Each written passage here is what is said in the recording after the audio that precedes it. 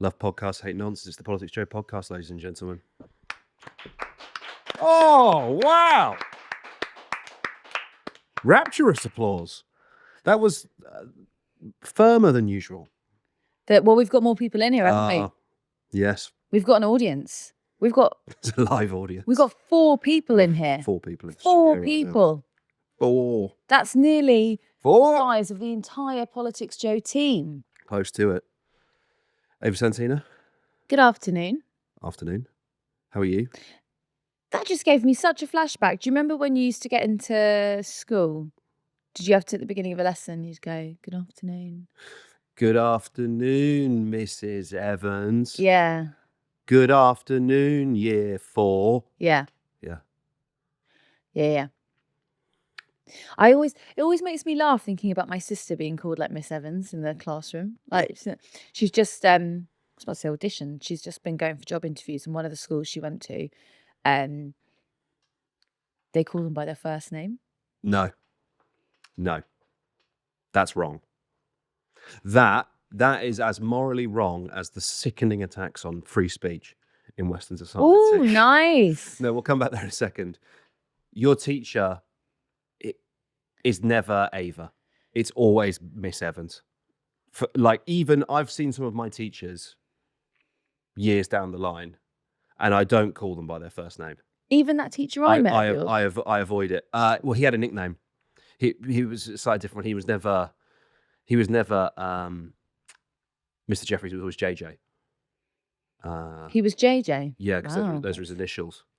Yeah, but I think that if you're the head of sixth form, I think the rules are slightly different because you're kind of, you're a bit more down with the kids, maybe. Yeah. Can't ever interact with them like that, of course. Yes. Clear line there. But my form tutor in sixth form, I'm just wondering, should I be saying these people's names? Am I doxing them? I think it's all right. I think it's okay, isn't it, to talk about my teachers? I don't know. I think it's fine. Let's find out what could go wrong. We'll just fuck up their lives. He was my form tutor was called Mr. Gibbs in sixth form. Gibbs. Mr. Gibbs, and he came into McDonald's a couple of times when I was working there. Yeah. And obviously, I mean, I wouldn't refer to any of my customers by their name anyway. You just say, "Hello, what can I get for you?"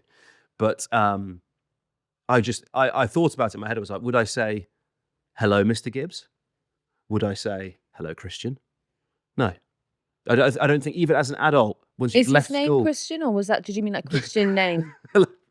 Fellow Christian soldier. Yeah. No, that was his first name. Yeah, I don't know. His Christian name was Christian? Yes. And was he a Christian? Never asked him. Oh. That's what I asked every one of my teachers. Do you fear God? Walked in straight away. I was like, which branch of it are you? The good kind or the bad kind? No, I think even as an adult, your teachers remain Mr., Mrs., maybe even Sir or Miss. We were Sir. How does your sister feel about potentially being referred to by her first name in class? Well, we were discussing the other day, because I was up there, wasn't I? For an interview we haven't put out yet, actually. That reminds me. Oh, yeah, we should publish that. I interviewed the Secretary of State for Work and Pensions. Yeah. Liz Kendall. Which we will put out. Soon it will be published. Yeah, that should be published.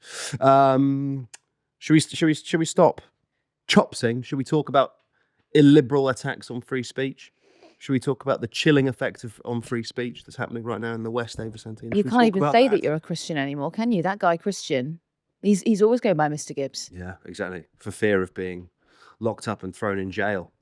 Yeah, can't even say you're English. Yeah, and when you go in jail now, you come up Muslim. I don't know if you saw those photos yesterday. You're shaky. Well, if you're going to say that, you're making me think that I should post the tweet. You're making me think that. It's not the same, is it? No. That was funny. Look, Tommy Robinson does look like one of those lads from regional England that converts. He does. I don't know why. I think it's the beard, isn't it? It's the untamed beard. I like the quote too that was like, he was only in a Cat B. What? No, I think it's very... He looked like he'd just come out of Guantanamo. Yeah, and that's the point, right? It's like, it's a very deliberate, and you're allowed to get your hair cut. You're allowed to. Not everyone in prison has a ginormous untamed beard, but I think it's a very deliberate ploy by Robinson to basically, make himself look like what does it remind me of? Tom Hanks in Survivor. Castaway. Yeah, Castaway. Wilson! Yeah. Yeah. Except instead of Wilson. Muslims! Yeah.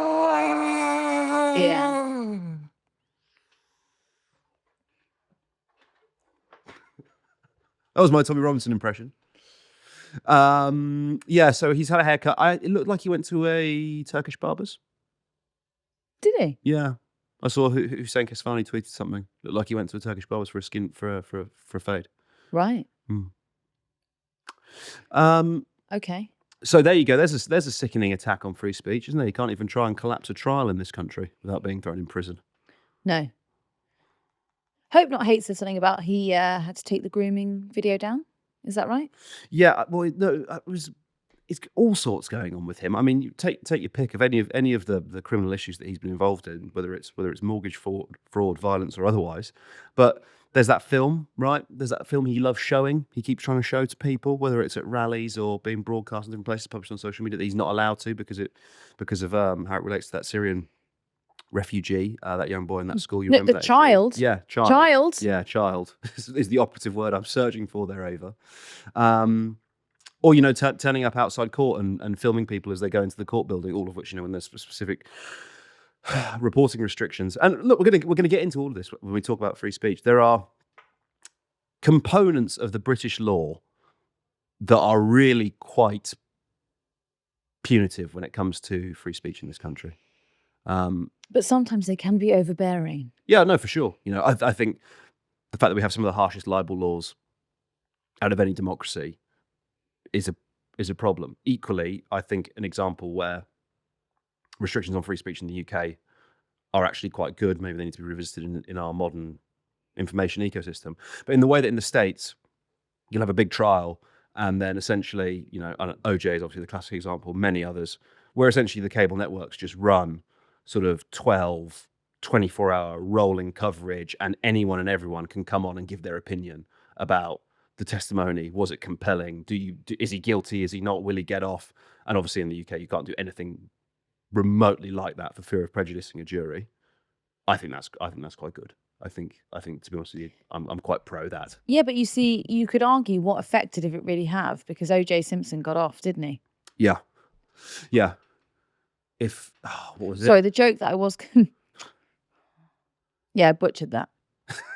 What I kind of meant, I was going to make a joke about how our man OJ still got off scot-free, as Allah intended. Right. Okay. Yeah. I like that you caution me off making a joke about whether or not Tommy Robinson had converted to Islam during his time in prison. I didn't realise that was an effort by you to sort of clear the way for you to make multiple jokes about Islam on the podcast later today. Right, Ollie's going to tweet this. You think you can goad me into posting? You told me not to do it. In the comments, you tell me if my joke was anywhere near what he was going to say. I'm not going to do it. My joke was very minor. It's not worth doing. And look, this is the chilling impact. This is the chilling of free speech that we're also worried about. Ava, why don't you tee us up? Why don't you maybe in a sentence you could talk about why it is we wish to talk about free speech today? Well, Ollie, this morning or overnight we heard that the Trump administration has ordered embassies to halt issuing visas to foreign students. And if you are a student who is still eligible for the embassy appointment, there is going to be someone who will comb through all of your social media to ensure that you haven't said anything that against the American government. Now, look, there have been a number of really high-profile cases of foreign students who have been deported over the last couple of months.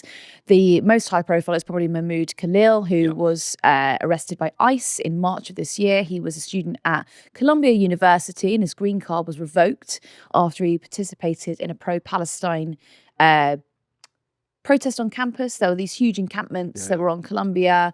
It's a really fascinating story. Laura's done an explainer on it this morning if you want to go and watch it. Their president, was booed off stage a couple of weeks ago during graduation. Their graduation. Thank you for helping me out here today. I'm struggling. But all of this is sort of a J.D. Vance crackdown on free speech. He is very concerned about some of the apparently, blasphemy laws that we have here in the United Kingdom. We can play you a clip now, actually, of Starmer meeting J.D. Vance in the Oval Office. In his remarks at the Munich Security Conference, Vice President Vance condemned free speech violations in the UK, particularly. Could you respond? What is your message? I have an idea. We have the man right here. Come on. Let's go, JD. We're putting you on stage. Great. Look, I said what I said, which is that we do have, of course, a special relationship with our friends in the UK and also with some of our European allies. But we also know that there have been infringements on free speech that actually affect not just the British. Of course, what the British do in their own country is up to them, but also affect American technology companies and by extension, American citizens. So that is something that we'll talk about today at lunch. We've had free speech for a very, very long time in the United Kingdom, and it will last for a very, very long time. Well, no, I mean, certainly we wouldn't want to reach across US citizens, and we don't, and that's absolutely right. But in relation to free speech in the UK, I'm very proud of our history there. In that, he was talking, we'll get into this a little bit more, just finish setting up the story. He's also concerned about Lucy Connolly, who is the wife of a Tory councillor who was arrested after a despicable tweet she posted in the wake of the Southport riots after Axel Ridder killed those children. Okay, there's a lot to get into, isn't there? And I wonder if, do we start with Vance? Do we start with his hypocrisy? Yeah. Is that the place we start? Okay. So, Mahmoud Khalil is not the only one. There's Rumeysa Öztürk as well. There are others. There are these students who essentially are supportive of Palestine and critical of Israel. That is not a fringe position. In fact, it's I would say, increasingly moral position. How many videos need to come out? I don't know if you saw the most recent one of that young girl walking through the building as it burns. It's like, I don't understand how you can watch these videos of atrocity after atrocity after atrocity and not be moved, right? And regardless of whether you wish to espouse support for Palestine, whether you wish to espouse support for Israel, how you can say anything other than we need to stop this now. It has to end. That is not an unacceptable political position. It's absolutely not an unacceptable political position. I'd actually say it's probably the only moral position that you can take as a human being. And if we're getting to a point where saying that in the United States of America means your citizenship is revoked, that is very, very dangerous territory. Well, be careful, because it's not citizenship, is it? It's your visa. Yeah, okay, sorry. But if you've got a green card, you're an American citizen. It's not the same. I'd have to check. Look, I think green card citizen. If functionally, if you have a green card, you're essentially a fully participating member of American society, right? That is the thing. You're free to work as you see fit, live and work as you see fit. And if that can be revoked because of your stance on that issue, that for me is really, really very clear. The weight of the federal government being used to have a chilling effect on speech. You could also look to the Trump administration's pursuit of gender ideology, right? And this, you must remove any mention of gender from policies, discussion, memo, etc. Obvious fall downs of the fact that, if you want to talk about women's rights, if you want to talk about men's rights, if you want to talk about trans people's rights, that is to do with their gender. So there's obviously a whole separate issue there. And in fact, I point viewers to my interview with Judith Butler, where we discussed this in depth. But nonetheless, if you're saying you must literally remove this word, Command F diversity, Command F gender, Command F equality, Command F inclusion. Right, let's rewrite those sections. That seems to be the most transparent, obvious limitation and change to people's speech. And then the man has the brass neck to, in front of, sit Keir Starmer down. And, I'm not his biggest fan. I'm not Keir Starmer's biggest fan, but I quite liked him. Be like, well, actually, JD, we have quite a long history of free speech in this country, and that's not right. Or the Munich Security Conference, where he's saying, Europe is abandoning Enlightenment values. That The man is a hypocrite of the highest order. When you're black bagging people in the States for supporting Palestine, what do you mean? Well, that's not what they're arguing. They're conflating that they're conflating the pro-Palestine encampments with the terrorism charge, right? Because they're arguing that these students are supporting Hamas, which is a prescribed terrorist organization. That conflation, that's extraordinarily dangerous. And there's 50-50 of me, right? There's half of me that thinks that is very calculated because that's how you do someone under US law. The other half of me goes, are they that stupid that they think Palestinians are all Hamas? Like, do they just like not understand the distinction? Because it's possible.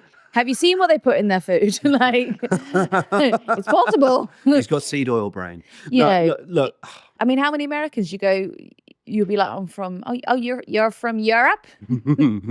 Yeah, look. Yeah, Hamas are there and all. I think it's very deliberate, and I think it's very calculated, and I think free speech essentially operates as a Trojan horse, right? As a mechanism by which you can as a right-wing politician, you can effectively sort of say or oppose or signal your support for a political movement or your opposition to something. So in relation to Lucy Connelly, right, and the exact wording of the tweet escapes me, but essentially, I couldn't give a fuck. Blow up all the mosques. Let the bastards burn. Not what she said.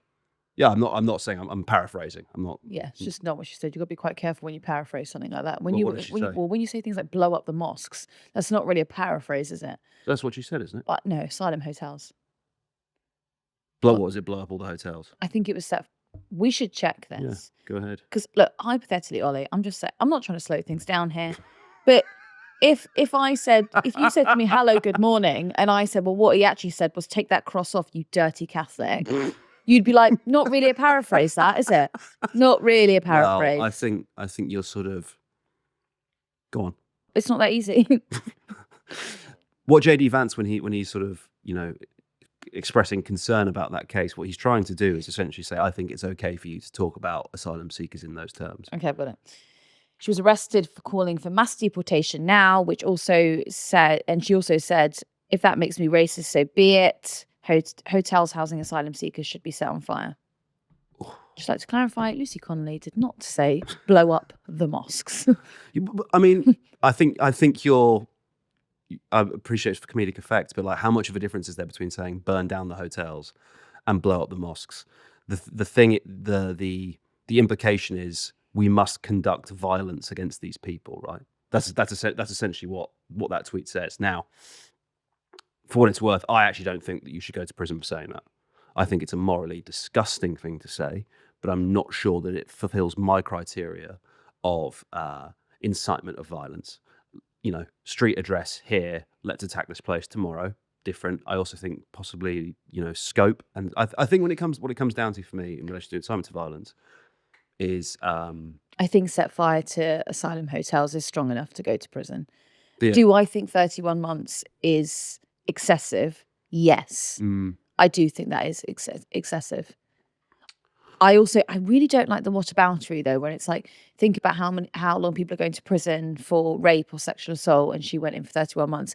That's not the issue at hand here. It's like the Shamima Begum thing, right?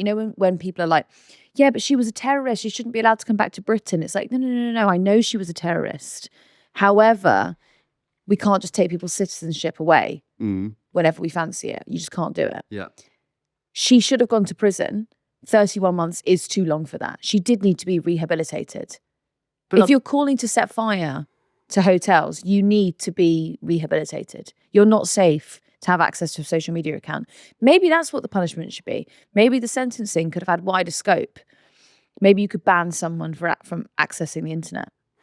Yeah. For a certain number of months. Yeah, you could. Look, I just don't think for me, it comes down to sort of scale and specificity. So if you're a random person on social media and you don't have much of a following, and you tweet something like burn down all the hotels, and it just so happens to go viral, but you don't have a ton of followers, and you've been abstract in the sense that you haven't said somewhere specific, i.e. let's burn down this place, this time, I think it's a disgusting thing to say, but I don't think it's a criminal thing to say. It doesn't meet that threshold for me. Whereas if you were specific in saying this hotel, let's burn it down, I think there's more of a question there. And I think if you have a bigger platform, so let's say you're Elon Musk, I think there's a greater responsibility on him for the things that he says. Or, in the case of Kneecap, for example, if you're on stage in front of X thousand number of people, I think you have a greater responsibility for what you say in those circumstances than if you're a person in the crowd looking at them because you don't have a microphone. We're so far away from the original topic. We're talking about free speech. And now I want to talk about all of that. Yeah. I think you're wrong about Lucy Connelly. Look, I think you're wrong. And what's wrong about it? Because if she pointed towards, say, a piece of PoliticsJOE content and she said, burn down their houses, if that makes me an enemy of free speech, then so be it. I'd probably take that quite literally. I'd probably go, that feels quite threatening. Yeah. But I wonder. But this is the thing. This is it. It's like, you're right. I would find it threatening as well. But it's not a date or time or. Yeah. Or you shouldn't name which specific one of us's house she was going to burn down, right? No, she wouldn't. All of this is hypothetical, by the way. She did not tweet this. Ollie's the one who makes up things that Lucy Connolly has said. I don't do that. Yeah. No, look, but this is the point, right? There is speech that is threatening. There is speech that is insulting. There is speech that causes offence. And actually, there is a difference. Okay, so I think you should have the freedom to say those things. But you think you should have freedom to say burn down the asylum hotels? Yeah, I think so, yeah. I know who's coming out of this podcast better. No, I'm not saying Send this. the Tommy Robinson tweet, Han. Honestly, I'm not saying. Send it. I'm not saying this to be popular. I'm saying this because I believe it to be true. You think you should be allowed to say set fire to an asylum hotel? No, crucial difference. Set fire to the hotels. Plural. Yeah. Which ones? Like genuinely, and I know this might seem like nitpicking. That is nitpicking. I don't think so. Well, there were only a couple of places they were rioting. Presumably, she was talking about Southport. They were rioting up and down the country, and there are tons of these migrant hotels. I feel like you can look, and it feels really semantic, but at the end of the day, that is what this is. Well, it's semantics, yeah. Yeah, we're looking at a tweet that someone has written and deciding whether or not they should go to prison over it, right? I think the plural could be construed as figurative. Figurative. No, I don't actually think it was figurative in her case, but well, you can't do that though. I can. You can't be subjective. You can't. But that's my problem with it. You can't make a judgment on whether someone meant it or not. Yeah. Right. And that actually, you have to just take the words on face value. I don't think so. I think intent matters massively. No, but what if you get a judge that doesn't like you and then just decides that? Absolutely. And this is my problem with it, because I think you get into such murky territory. You're essentially you're asking a judge to be the arbiter of a judge to judge. You're asking a judge next. What are they going to ask them to do next? No, because the presentation of evidence in many other crimes, there's a whole host of things, right, that are up for debate. Forensic evidence at the crime scene. Were there witnesses? But in this, we are literally just looking at the public statement of someone and trying to ascertain whether or not it amounts to a direct incitement of violence. She said, "If that makes me racist, so be it." But again, okay. Thought experiment. You are involved in a car accident, okay? And it's not your fault. Surely it should be you. This is about. You're never out of them. You're involved in a car accident, mm-hmm. and the driver of the other car is of a different ethnicity to you. Let's, for the sake of argument, say they're Chinese, right? Okay. And I'm in a racist car accident. Yeah, you've been racially targeted. Okay. No. And because this happens to you, and it has material impacts on your life, I don't know whether it's physical disability, you become terrified of getting in cars, traveling, etc. Over time, you breed this deep-seated resentment and irrational hatred for Chinese people. Am I Liam Neeson? Walking around with a kosh? Yeah. Yeah. But being a socially conscious, dare I say it, woke person, Ava Santina, you go, that is irrational. I can acknowledge my sentiment and my feelings, and I make a promise to myself that I will never act out on these prejudices that I now hold. I will do my utmost as I go through my life to not discriminate against anyone, for no one to know that I feel this way about Chinese people. So if you feel that way about someone, is that a crime?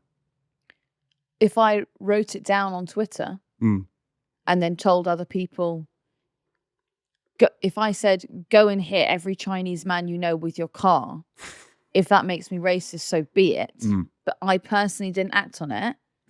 Yeah, I reckon that's probably a problem. Yeah. See, yeah. But what you're getting into actually is very helpful. Back onto Vance.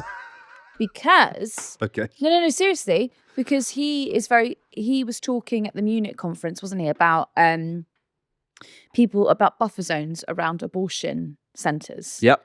Well, reproductive health centres, but obviously the people who are going to protest outside there, they're not protesting outside because of the coil. They're there they're there for the abortion, and he sort of fallen into this quite far right argument that you should be allowed to silently pray, that it's a thought crime, right? If you're praying outside of an abortion clinic and you're within the buffer zone and you're arrested, then you're arrested for a thought crime. I don't think that is a thought crime. I think that you are standing there to be in prayer. You can be anywhere to do that, right? You are standing in the vicinity of the abortion center to intimidate. Yeah. So I find this one tricky as well, Really? I do. You think they should be allowed to be there? I don't think so. No, I don't think they should be there. It's because I agree with you. I don't think their intention. Okay.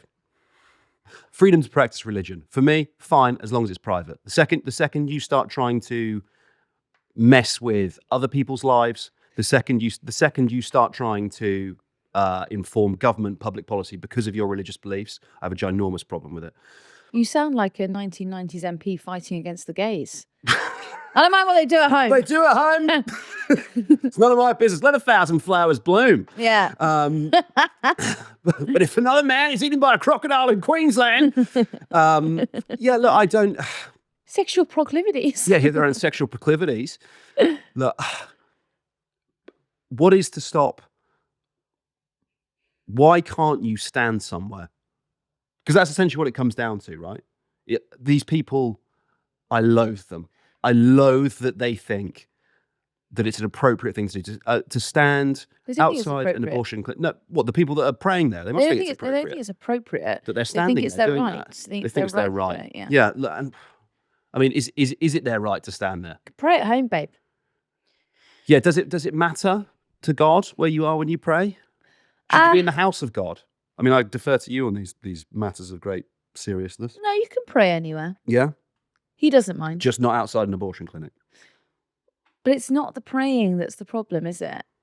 It's the action. Okay, like, for example, I'm going to give you a bold example. Okay. Do I care if someone shouts Allahu Akbar? No. If I'm on a plane flying over New York and someone shouted that, I'd probably panic. I would. You're out on yourself. Prejudice. If I am visiting the reproductive health clinic and someone starts praying at me, am I threatened by that prayer when I go to the house of God where there is prayer? No. Am I threatened by someone praying at me? Yeah. Yes. So context matters. Of course it does. Which I imagine probably is where the judge found themselves when the tweet about burning down an asylum hotel appeared in the midst of a riot. Hotels. I will kill myself to let you Please don't do that. See, speech has consequences.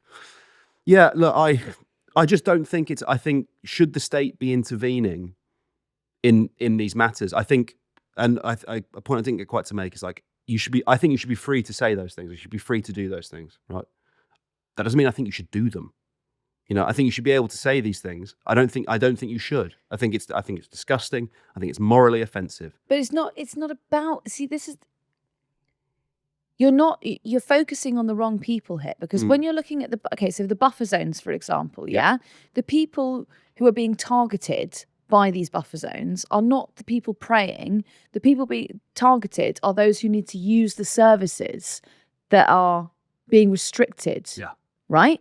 So when we're looking at the asylum issue, we're not looking at Lucy Connolly or the moral implications of what she said. We're thinking about the people who are living in the asylum hotels who got threatened with being burnt alive. That's what you're thinking about. Yeah. Do you see? Yeah, I do. I think that we're putting too much focus on Lucy Connolly, although I would argue 31 months a bit much. Yeah, no, it is. It's far too much. I don't think it deserves a custodial sentence. Genuinely, I really don't. And I've made that point like multiple times in this podcast. I made it elsewhere. I think being racist is like a horrible and disgusting thing to do. It's not about that. It's about but hotels were set fire to. I think in one place they tried, didn't they? That's pretty bad. If someone was outside your house and someone tried to burn your house down, you wouldn't go. But just one bloke, and he only tried with a Molotov cocktail. But are we seriously saying that do we think that the mentality of the mob and the crowd in that moment, that Lucy Connolly's tweet loomed large in their imagination as they tried to light that biffa bin and push it through the door, or do we think? Can you attribute all of the blame to her? No. Can you attribute the mass gathering of people to what was whipped up on social media in the hours that preceded it? Yeah. Yes. Yeah. She's the what's the sheep? What do you call it? The one we make an example of it? Or is it black sheep? Is it a goat? I don't know. I don't know. Scapegoat. Scapegoat.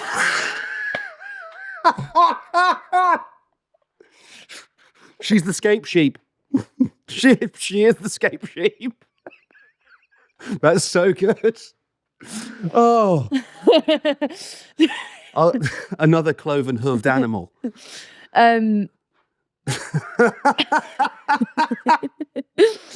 Yeah, So, Starmer was facing a real.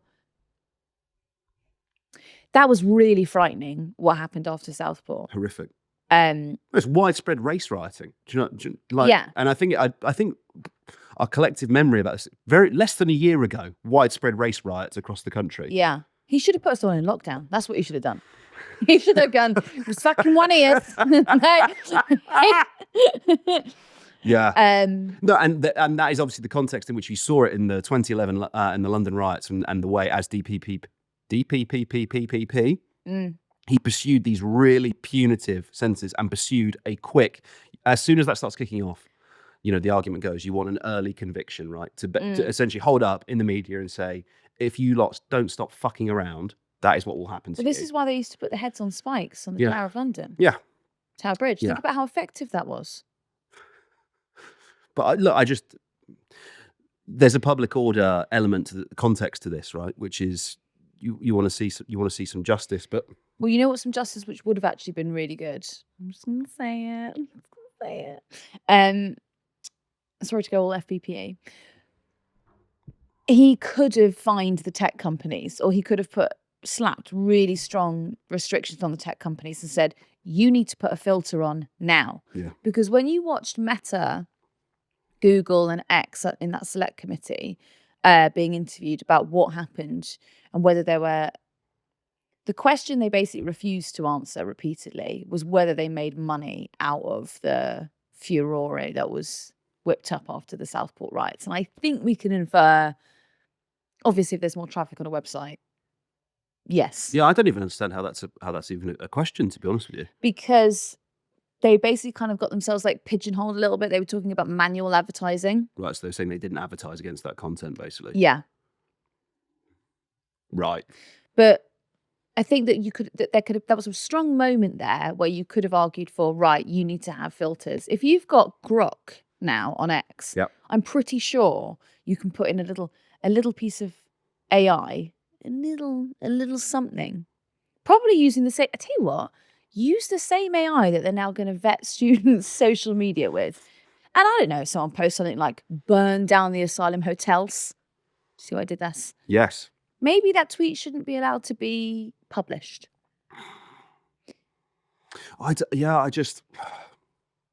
Obviously, if you put the onus on the owner of the company, if you make them publishers, then that changes the game altogether, doesn't it? Yeah. Because, I mean, personally, when we're, choosing what to put on the Instagram account, I probably wouldn't have put Lucy Connolly's tweet on there. Yeah. Look, I don't know. I just there's something small L liberal about how I feel about this, which essentially speech should be as free as possible. And I think the free speech issues in this country are, the fact that Julian Assange was in Belmarsh prison and was hiding in the Ecuadorian embassy for publishing evidence of American war crimes being committed. People forget, like GCHQ operatives raided the offices of The Guardian and destroyed hard drives. And we're sort of tying ourselves in knots about racist tweets. And I'm as guilty of it as anyone. Censorship has Animal Farm has been banned in this country. During the Second World War, Animal Farm banned. A Clockwork Orange banned. There are serious questions about. Good, that book haunted me. Yeah.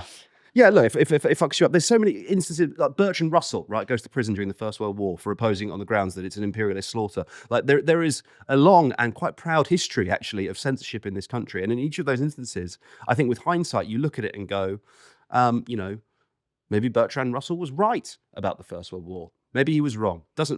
Whichever way you fall down on it, each is a valid opinion. And should we be restricted? Now, you might say it's national security, right, during a time of conflict. Same with Animal Farm during World War II, because we didn't want to upset the Soviets. Whatever it is, Spycatcher in the 80s, right, it gets banned. Do you think we banned Animal Farm because we didn't want to upset the Soviets? I actually think, yeah. I do think that was part of the reasoning. Yeah. Okay. Yeah. Spycatcher in the 80s gets banned. The Economist reviews it. And in the UK, The Economist is a blank page. Every other territory The Economist gets published in, the review's there. In the UK edition, it's a blank page because they're not allowed to publish. They can't review it. They can't review the book. It's banned. Like, censorship in the UK is real. I think it's a very important issue. I think it's a noble issue. And I actually think, because at the end of the day, I think free speech is about power. I think your ability to say something is dangerous, can be dangerous, can challenge established interests. And that is why, for example, you see such attacks on sort of the academics and universities and attempts to undermine and potentially eliminate tenure, which essentially insulates these academics from losing their jobs if they say these things, is because it's basically the only place left where there's sort of like any kind of radical left-wing politics remains. The trade union movement has fewer than half as many members as it used to, about 6 million people as opposed to about 13.5 million, right? Non-governmental organisations have kind of been taken over by liberals, and one of the last sort of remaining places that socialists find themselves is in academia.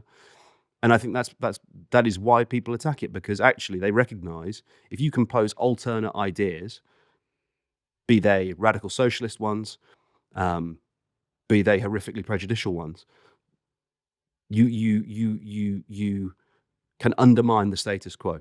And I think it represents a challenge. Really? It challenges established interest. Yeah. Which is sort of possibly why Trump is bringing in the mechanism of the propagandist. The person who now sits in the White House. Like maybe you get like Natalie Winters from Steve Bannon's War Room.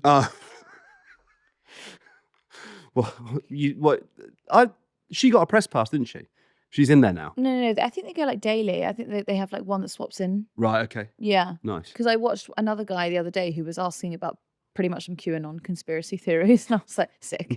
but the intention there, right, is the undermining the mainstream media. That is a deliberate tactic, right? To discredit them, to do everything that you're just talking about. Yeah, and it can work both ways, because in the UK, I look at our newsprint media, more than half of which is owned by billionaires, be it News Group, be it Daily Mail Group, News UK, whoever. Like, there's a reason Bezos owns the Washington Post. There's a reason that Musk wants to buy Twitter. Is because if you can control these vectors of information, like there's very real political consequences for doing so. Yeah. And that for me is why free speech has to be protected, because if you start saying this is acceptable, this isn't, it's a very easy way to kind of siphon and control what people can say, and therefore denude them of their power to challenge established interests. I really do think, Yeah, or on a more simplistic level, like if you're someone like Elon Musk, you can create something called Doge, and then you can start deregulating and say that regulation is the enemy of American people. But I tell you who it's most the enemy of: a South African man who owns a car company who wants to pollute a load of rivers. Yeah, look, I think it was I've forgotten the name of the organisation now, and people in the studio may correct me. I think it may have been the ADL. You know, in sort of the 20th century in America, Jewish lawyers campaigning on the behalf of American neo-Nazis to be able to march because they believed it to be an infringement of their First Amendment rights, an infringement of their right to free speech. Yes, you are Nazis. Yes, we disagree vehemently with I sort of remember this stuff. Yeah. yeah, with what you say, but we defend your right to say it. And I think it's been a massive error actually by people of a left-wing political persuasion to sort of surrender this territory to right-wing talking heads and talk about cancel culture. Yeah, I agree. I do agree. Of course. Well, yeah. In living memory, not for me, of course, because I'm only 18. But there was this McCarthyism, isn't there? Yeah. But all of this is a violation of your First Amendment rights. It's all because it also within your First Amendment. Sorry, someone else is going to have to correct me on this, but is there not also in there about your freedom of religious beliefs? And these policies are targeting more Muslim students than they are white students. I'll read it to you. Oh, please read me my rights. Congress shall make no law respecting an establishment of religion or prohibiting the free exercise thereof or abridging the freedom of speech or of the press or of the right of the people to peaceably to assemble and to petition the government for a redress of grievances. I never actually found out. Maybe I should ask him. I never find out. There was a petition submitted to Parliament, to the Commons, about Lucy Connelly, and Jeremy Corbyn signed it, but then he removed his signature. He did, yeah. It was Rupert Lowe, wasn't it? Yeah. But I don't know if that was because it could have possibly been because Rupert Lowe. Then there was a video released of him where he was. Yeah, we were on the podcast when that came out. Yeah, we didn't put it in the podcast in the end. Did we cut it out? Well, because we didn't discuss it. We just went, "Oh, this happened," and then we moved on. Yeah. Yeah. Should I ask if he meant to remove it? Because that's actually really interesting. Yeah, why not? Yeah, you're phoning him now. Why not? Yeah, okay.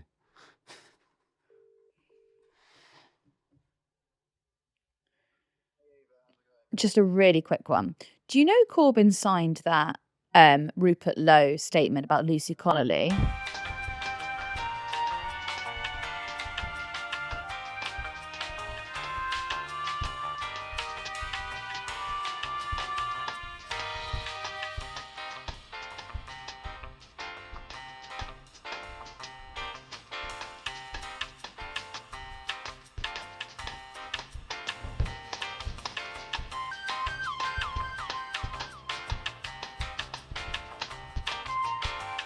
In a bit.